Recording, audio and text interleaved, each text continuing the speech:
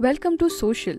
इस वीडियो में हम आपको बताएंगे उस इंसिडेंट के बारे में जब भगत सिंह जेल में हंगर स्ट्राइक पे थे, तब कैसे मोहम्मद अली जिन्ना ने भगत सिंह को सपोर्ट करते हुए उनकी मदद करने की कोशिश की थी।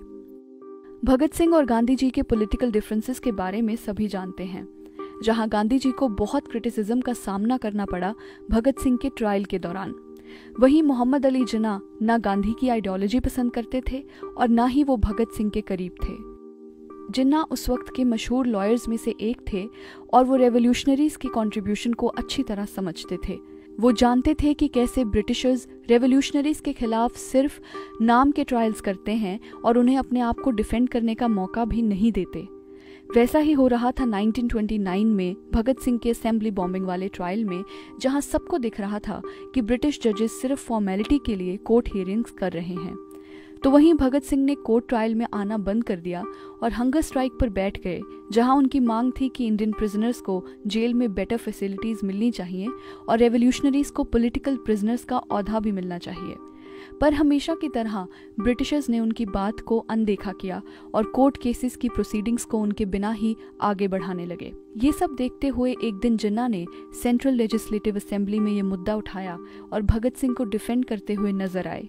उनके मुताबिक भगत सिंह एक पॉलिटिकल प्रिजनर थे और ब्रिटिश लॉ बहुत बड़ी गलती कर रहा था उनको एक क्रिमिनल मानकर।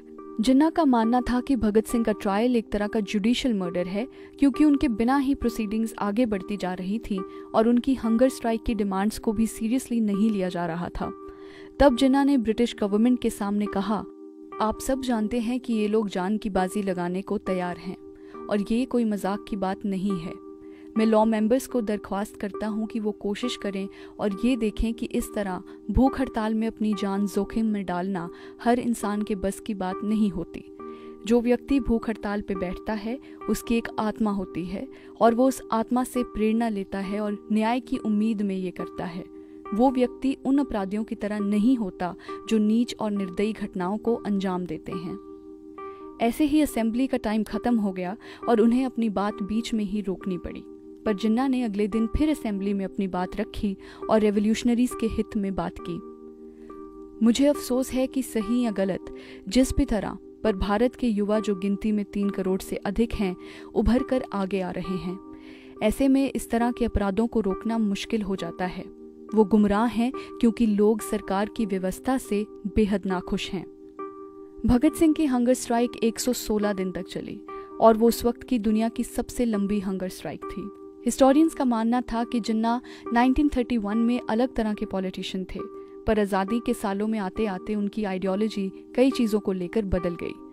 उनका भगत सिंह के लिए आवाज़ उठाना हिस्ट्री का बहुत ही वैल्यूबल किस्सा इसलिए है क्योंकि जिस वक्त भगत सिंह और बटुकेश्वर नाथ ने असेंबली में बॉम्ब्स गिराए थे, उस वक्त जिन्ना भी वहाँ पर मौजूद थे।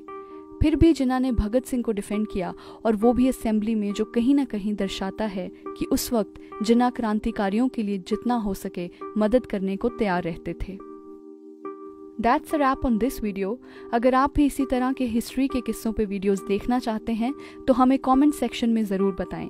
ऐसी और भी इंटरेस्टिंग वीडियोस के लिए देखते रहिए सोशल, हर उस चीज़ के लिए जो आप जानना चाहते हैं।